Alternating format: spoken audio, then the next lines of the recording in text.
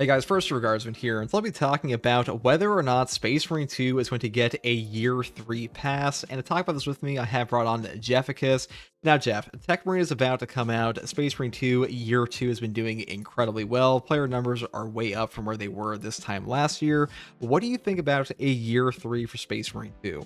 Oh, I think it's totally going to happen. I think that we're going to see a shift towards more monetization for the game as well. So not only are we going to have Space Marine 2 Year 3 come out, basically that $40 for the season pass or whatever, but we're also probably going to see things like more DLC heads get created for the game, potentially unique armor skins, weapon skins, et cetera, et cetera. Just more cross promotional or collaborative material coming out of Saber Focus, and then their holding company Pull Up Entertainment here. Yeah, you pulled up the earnings report from, since you are an accountant after all, Jeff. You did pull up their actual Yes. earnings report for Focus or Pulpit Entertainment, and their revenue from Space Marine 2 is like their primary source of revenue right now. This game is incredibly popular. It's also being put out on Game Pass from the Xbox Wire article very shortly. On the 29th, it'll be coming out to Game Pass on PC and Xbox. There's going to be a huge influx of players. Players who will see these DLC packs are also be launching Oh very yeah. shortly here. And I think the plan is to just make this like a pseudo live service. Saber Interactive has come out multiple times and said this game is not a live service, but them putting the game on Game Pass, I think it is a promise of things to come that we are going to be getting way more DLCs. Like you said, the chapter heads are a DLC pack that's coming. They've also talked about adding in more for other chapters in the future.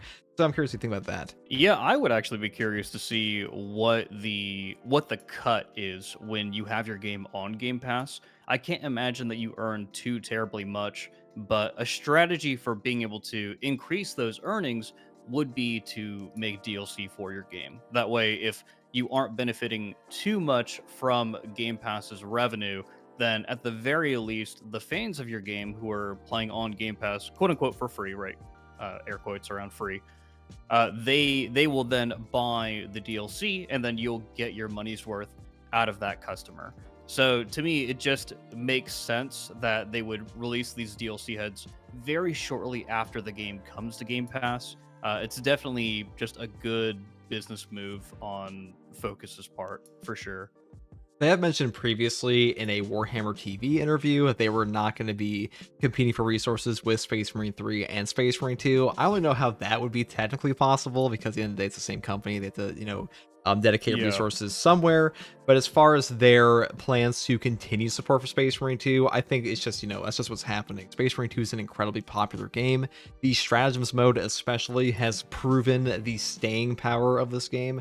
I think the hard stratagems have really done an amazing job for player retention. Now, if you look back at January of 2025, this game was in a horrific slump, and it's not like the peak of the player count ever, but compared to this time last year, it is much better. Stratagems have definitely proven this game can have a lot of player retention, and I think the Accolades grind has done its job between the major updates, and Tech Marine will Oh probably be yeah. the biggest update this game has ever gotten. I think that Tech Marine will probably be bigger than patch 10 was, mainly because new classes are so damn popular for horde shooters, and I think that Saber Interactive knows that, which is why they're dropping this game on Game Pass. Absolutely. And if you do actually look at the Pull Up Entertainment uh, Q3 earnings that they released recently, you see that their back catalog experienced very strong growth, up to 41% in the third quarter and 43% over the first 9 months compared to the prior year.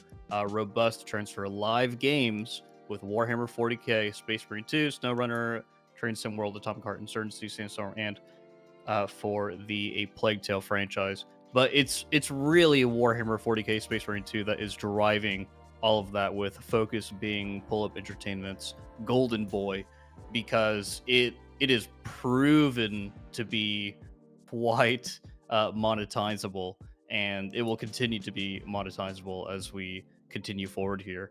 But what's interesting about these figures is their new release revenue is down 70% compared to the previous 9 months, which is actually absurd. And it shows you that they're really trying to highlight their back catalog here, their live service, so to speak.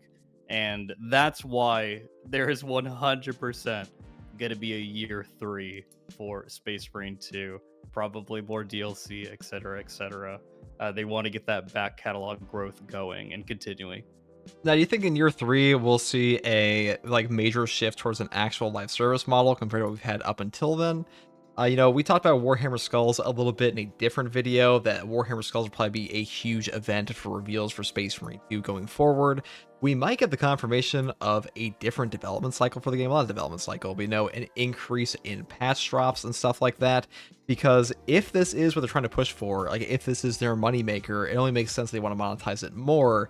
And I'm sure there's not only a push from Pull Up Entertainment for them to do that in this like coming year, but also a push from Games Workshop, especially since they already know that like Space Marine 3 is going to bang, and they want this thing to be as popular up until that point as they possibly can. Games Workshop will primarily see a lot of license revenue come from game releases like Total War Warhammer 40k, Dawn War 4, or possibly even Dark Heresy. So for them, they just want to make sure that continuity is good across their games, and they want to make sure that the marketing is there and doing what it needs to do to spread the good holy word of Warhammer 40k and the Imperium of Mankind. But when it comes to everything else, I think that we've mentioned this in a previous topic.